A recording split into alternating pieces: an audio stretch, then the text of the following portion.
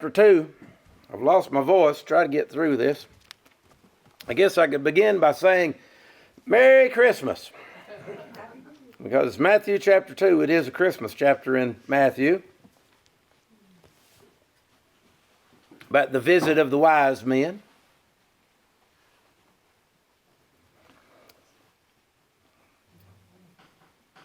Now when Jesus was born in Bethlehem,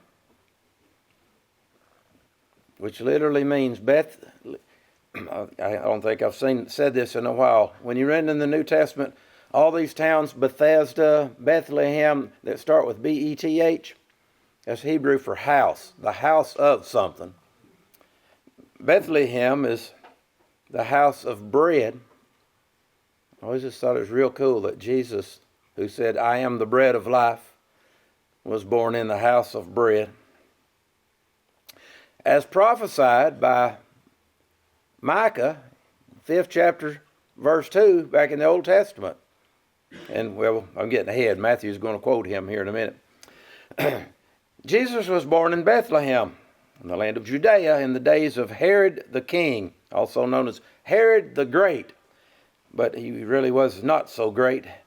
He was very cruel, a killer. He had already assassinated, he had 10 wives, but he killed one wife, murdered her, and murdered 3 of her sons because he believed they were in a plot to take over his throne, have him assassinated. That's important to his background because he had no qualms with killing, and he's going to make it a law to kill all these babies here. In the days of Herod, oh, by the way, even Josephus, who was outside the Bible, a first century historian, said that Herod was the cruelest of men. Herod the king, behold, there came wise men from the east to Jerusalem. He had been appointed king by the Romans, Herod had, and his big thing, he built cities, several of the cities in the New Testament we read about, and he was building on to the temple because he's trying to cater favor with the Romans and with the Jews both. So there came wise men, magi, we'd probably call them maybe scientists today, who came from the east, from Persia.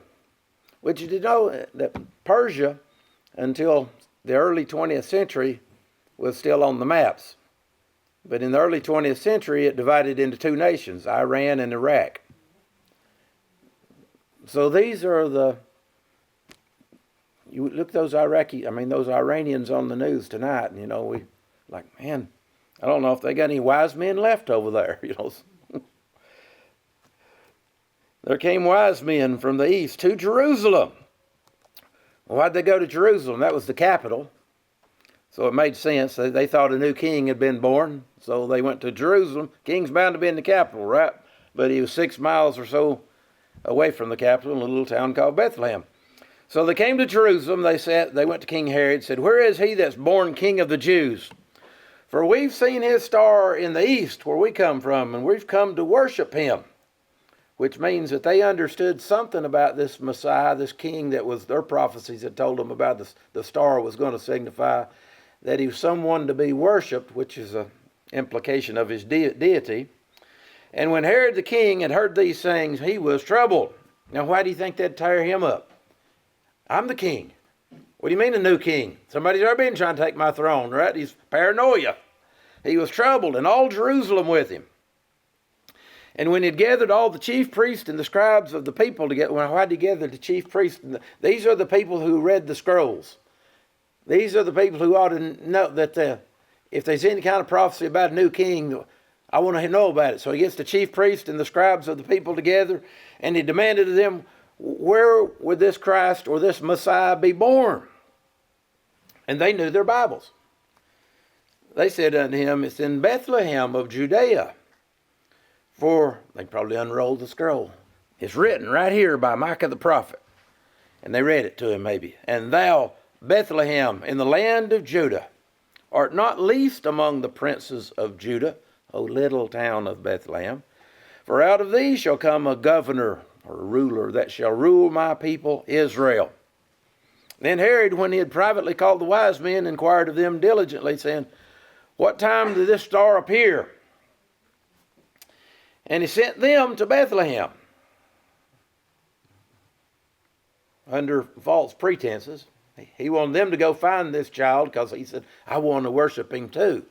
He really wanted to kill him. But he said, Go and search diligently for the young child, and when you found him, bring me word again that I may come and worship him also. Now when they had heard the king, they departed, and lo, the star which they saw in the east went before them. Makes you think it's more than just a star, a regular kind of star, because it went before them again when they went to, it may have been the Shekinah glory of God leading them up in the air somewhere. So when they saw the star, which they saw in the east, went before them, till it came and it stood or stopped over where the young child was, over the shed where Jesus was in a feed trough called a manger. When they saw the star, they rejoiced with exceeding great joy. Always make me wonder too, how long had they been traveling to get from Persia to here, and now they've come to what they were looking for. And when they were come to the house, see, a period of time's gone by. I said the shed a minute ago, but a period of time's gone by. Jesus is no longer out in the shed. They've moved into a house or rented a house or something now. So when they come to the house, they saw the young child with Mary, his mother, and they fell down and worshipped her. It says him, don't it? I'm making a point. They worshiped Jesus. Not Mary, they worshiped Jesus, who was there with Mary. And when they had opened their treasures, they presented unto him gifts, gold, frankincense, and myrrh. There was 3 gifts. That's why sometimes people say there was 3 wise men, but we don't know. There could have been a whole bunch of. There could have been 24 wise men. They just had 3 different kind of gifts, or maybe just 3 gifts. But we're not ever told there are 3 kings either, like the Christmas hymn tells us. But they presented in gifts gold and frankincense and myrrh, precious, expensive spices, fit for a king. And being warned of God in a dream, now I highlighted this because you're going to find out, even in this chapter and all through Matthew, God's big on talking to people in dreams. We've already seen that with Joseph and Mary both in the first chapter, right? That the Lord appeared and told them something in a dream. Well, here now the wise men are spoke to by God in a dream. Being warned of God in a dream that they should not return to Herod. But wait, he told us when we found him, we need to come back and tell him. But they recognized, no, that's not what God's telling us. They departed to their own country another way, because they were wise and they listened to God. And when they were departed, verse 13, behold, the angel of the Lord appeared to Joseph in a dream, saying, Arise, get up and take the young child and his mother and flee into Egypt. Go down south into the country of Egypt, and be thou there until I bring thee word, for Herod will seek the young child to destroy him. So they're having to leave their nation and go down into Egypt for a while. And when he arose, he took the young child, that'd be Joseph, I guess, and his mother by night, and they fled under cover of darkness and left Bethlehem and headed off down into Egypt. And they stayed there until the death of Herod. After Herod died, I guess they decided it's time that they can come back home now. That it might be fulfilled, which was spoken of the Lord by the prophet, saying, Out of Egypt have I called my son.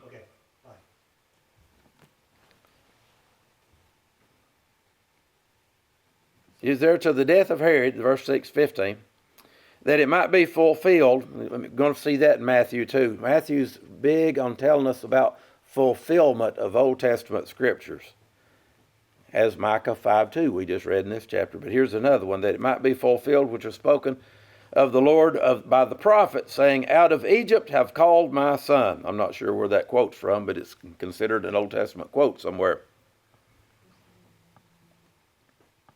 Which, by the way, that had a double fulfillment. The nation of Israel was referred to in the Old Testament as God's son. They went down into Egypt for 400 years and God called them back out of Egypt to the promised land.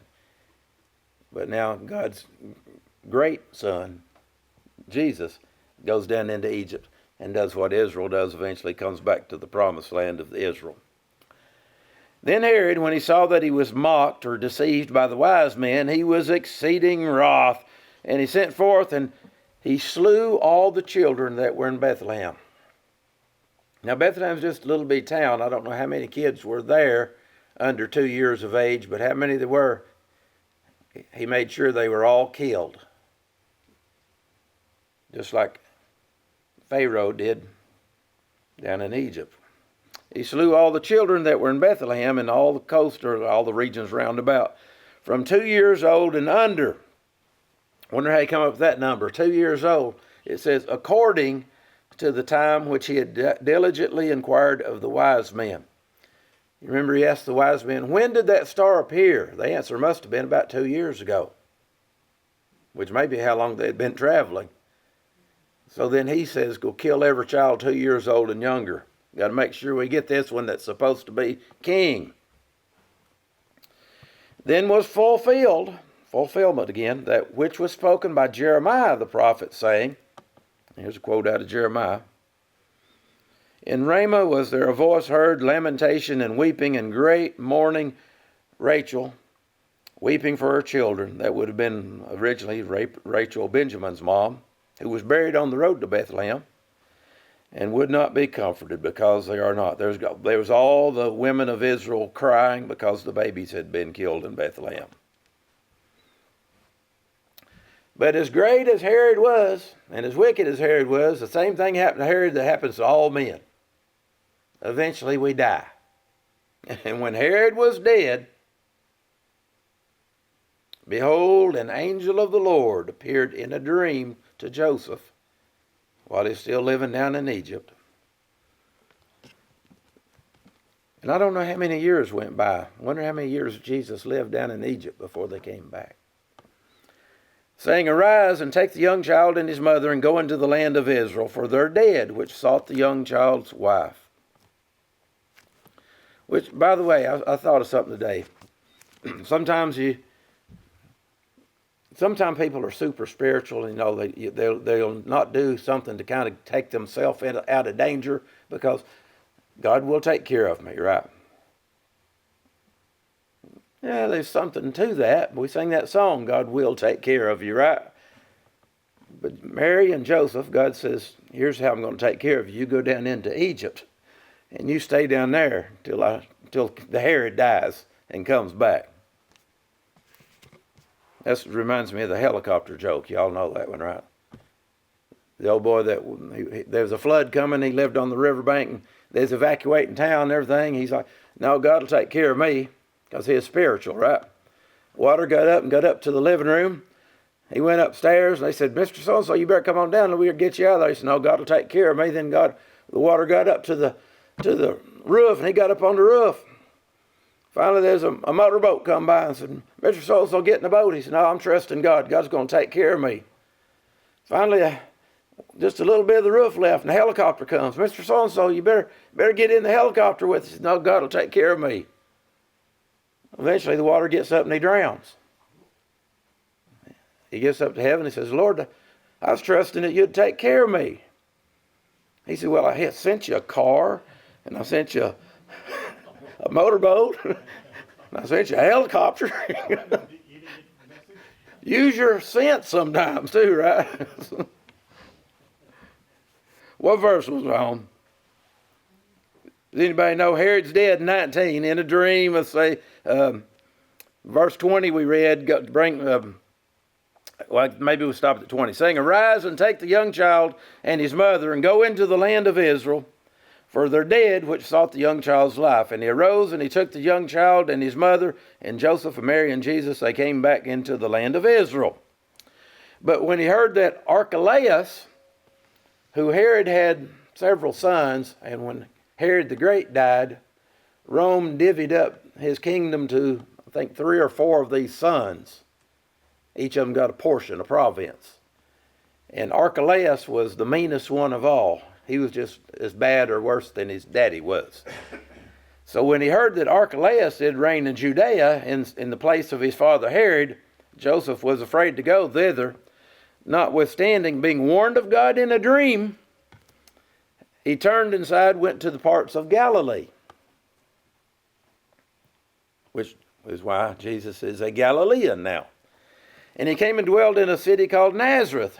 And Joseph said that was fulfilling prophecy too, because it was spoken by the prophets that he'll be called a Nazarene. So we could go through chapter 2, the Christmas story here, and it's over and over again. Matthew's pointing out to us that, hey, everything that's happening is fulfilling Old Testament prophecy here. All right, we'll pick up there next week and meet John the Baptist.